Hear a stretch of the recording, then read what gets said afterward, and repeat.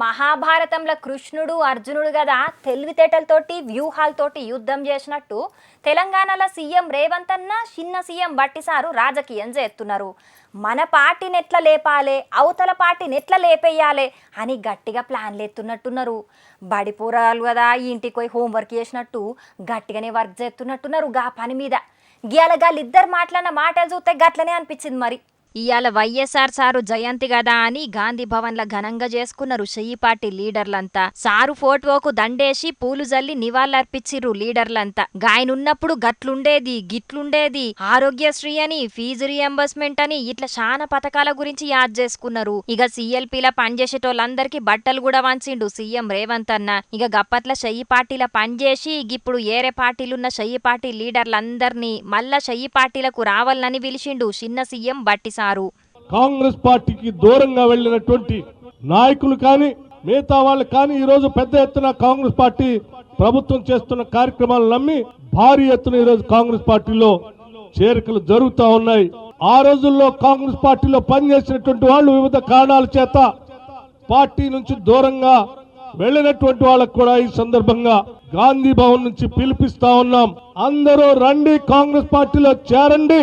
Congress party భావజాలాన్ని తీసుకొని ప్రతి గ్రామానికి కూడా ఈ ఇందిరమ్మ ప్రభుత్వం, కాంగ్రెస్ ప్రభుత్వం చేస్తున్న సంక్షేమ కార్యక్రమాల్ని ప్రజల దగ్గర తీసుకొని వెళదాం.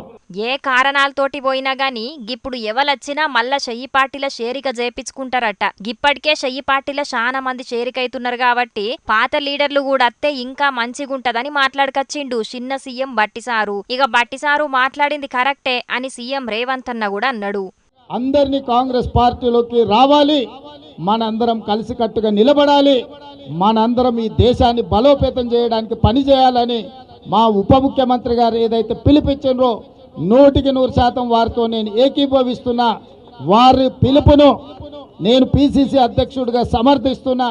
షెయ్యి పార్టీలకెంచి పోయినోళ్ళందరూ మళ్ళా వెనుకకు రావాలనని గప్పట్ల కూడా ఓ పార అన్నాడు రేవంత్ అన్న. గప్పటికెంచి పాత షెయ్యి పార్టోళ్లే కాకుండా చాలా మంది ఏరే పార్టోలు కూడా షెయ్యి పార్టీ కండువగా అప్పుకుంటున్నారు. అయితే గిప్పుడు సీఎం చిన్న సీఎం ఇద్దరు కలిసి గీ మాట అనే వరకు మరి ఇంకెంతమంది వచ్చి షేరికైతారో షెయ్యి పార్టీలా. అయినా షెయ్యి పార్టీ అధికారం పోయిందని పార్టీ నిడిచిపెట్టి పోయినోళ్ళు మళ్ళా పార్టీ అధికారంలోకి వచ్చిందని మీరు విలుచుడితోటే అత్తరు కావచ్చు, కానీ మళ్ళా షెయ్యి పార్టీ అధికారం పోతే దీంట్లోనే అన్న గ్యారెంటీ ఏంది? అధికారం ముఖ్యం అనుకునేటోళ్లు పార్టీకి ఇల్వెట్లిస్తారు.